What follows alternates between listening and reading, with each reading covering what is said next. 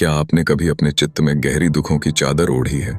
उस स्त्री की कहानी को याद करें जिसने 12 वर्षों तक लगातार पीड़ित होकर भी हार न मानी। उसने साहस इकट्ठा किया, अपनी निराशा को छोड़ दिया और यीशु के वस्त्र को छूने के लिए अपने हाथ बढ़ाए। वह भीड़ के बीच से गुजरते हुए उस क्षण में कुछ खास पाने की चाह में थी। उस अपने विश्वास के बल पर उसने न केवल चंगाई पाई बल्कि एक नई आशा भी। यीशु ने उस पर करुणा दिखाई और शब्दों में शक्ति भरी। बेटी, तेरा विश्वास तुझे चंगा कर चुका है। यह संबोधन केवल उसे नहीं बल्कि हम सभी को प्रसादित करता है। जब हम दर्द और निराशा में होते हैं तो यीशु हमें अपने पास आने के लिए आमंत्रित करते हैं। उनका प्रेम हमें पहचानता है और हमारे भीतर का दुख समझता है। उनकी करुणा हमें बताती है कि हम अकेले नहीं हैं। आज इस शास्त्र में छिपा संदेश हमें सिखाता है कि किस प्रकार विश्वास हमारे जीवन को बदल सकता है। जब हम अपने दुखों को यीशु के पास लाते हैं तो हम चंगाई एवं शांति का अनुभव करते हैं। क्या आप जानते हैं, विश्वास बढ़ाने के अनेक मार्ग हैं।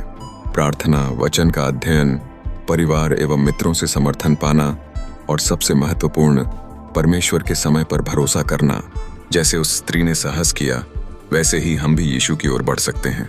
आज आप किस प्रकार का दुख या चिंता लेकर यीशु के पास आना चाहेंगे?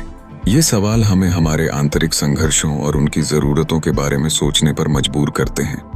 उस स्त्री की तरह आपका विश्वास भी आपको शांति की ओर ले जा सकता है। यीशु आज फिर से कहते हैं, शांति से जा और अपनी पीड़ा से मुक्त हो जा। भरोसा करें, उन्हें खोजें और उनके प्रेम से चंगाई पाएं। अंत में आइए हम प्रार्थना में एकजुट हों। हे स्वर्गीय पिता, आपके चंगाई देने वाले प्रेम के लिए धन्यवाद देते हैं। हमारे विश्वास को मजबूत करें, हमारे हृदयों में शांति लाएं, हमें हमारे दुखों से मुक्त करें और हमें आपके सत्य में चलने का बल दें। यीशु के नाम में आमीन। तो इसी विश्वास के साथ आगे बढ़ें और अपने जीवन में चंगाई का अनुभव करें।